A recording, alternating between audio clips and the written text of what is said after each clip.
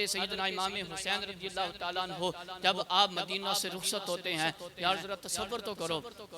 जरा वो वक्त ज़हन में तो लाओ, क्या इमाम हुसैन के लिए मदीना छोड़ना आसान था? वो मदीना जिसकी गलियों के अंदर इमाम अली मुकाम रज़ियल्लाहु ताला अन्हु अपने नाने के कंधों के ऊपर बैठकर सवारी करते रहे, वो मदीना जिसकी गलियों के अंदर हसनैन करीमैन खेलते रहे, वो मदीना छोड़ना हुसैन के लिए कोई आम सी बात नहीं थी। कलेजे के ऊपर पत्थर रखकर मदीना छोड़ना पड़ा। हजरत मोहतरम हजरत इमाम अली मुकाम रज़ियल्लाहु ताला अन्हु अपने नाना जान की बारगाह में हाजिर होते हैं, सलातो सलाम अर्ज करते हैं और रियाजुल जन्नह के अंदर नवाफिल अदा करते हैं और फिर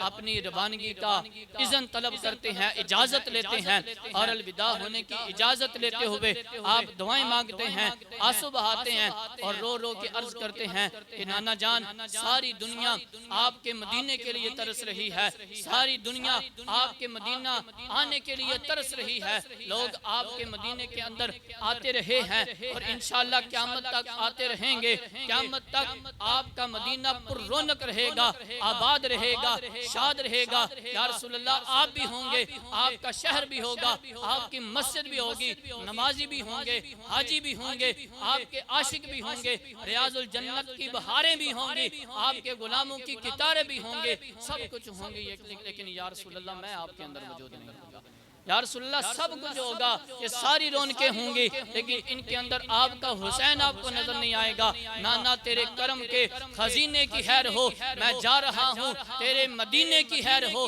मैं जा रहा हूँ, छोड़कर आंखों के चैन को, उठकर गले लगाइए अपने हुसैन को। हजरत मोहतरम, जरा तसव्वुर तो करें यार, जब इमाम अली मुकाम ने मदीना छोड़ा होगा, हुसैन के लिए कोई आसान बात नहीं थी मदीना छोड़ना। अपने नाने को अलविदा कहा और इसी तरह जब मेरे मुस्तफ़ा करीम अलैहिस्सलातु वस्सलाम के गुलामों, जब इमाम अली मुकाम के लबों पर ये अल्फाज थे, इमाम अली मुकाम मदीना छोड़ने वाले थे, आप इसी हालत के अंदर आपके ऊपर ऊँग तारी होती है और किस्मत का सितारा चमकता है। इमाम अली मुकाम रज़ियल्लाहु ताला अन्हु को ख्वाब आती है और ख्वाब के अंदर कमली वाले तशरीफ ले आते हैं।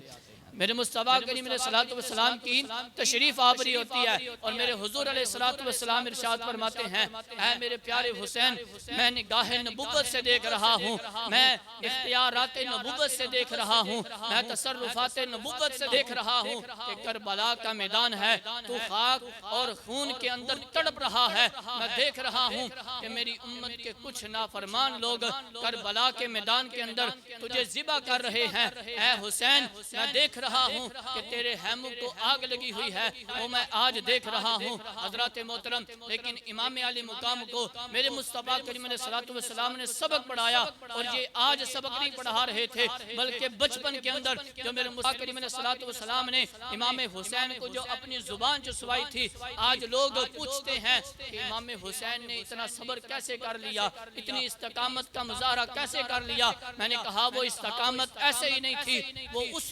नतीजे का फल था जो मेरे मुस्तफ़ा करीम अलैहिस्सलातु वस्सलाम ने बचपन के अंदर हुसैन को गुट्टी अनायत फरमाई थी।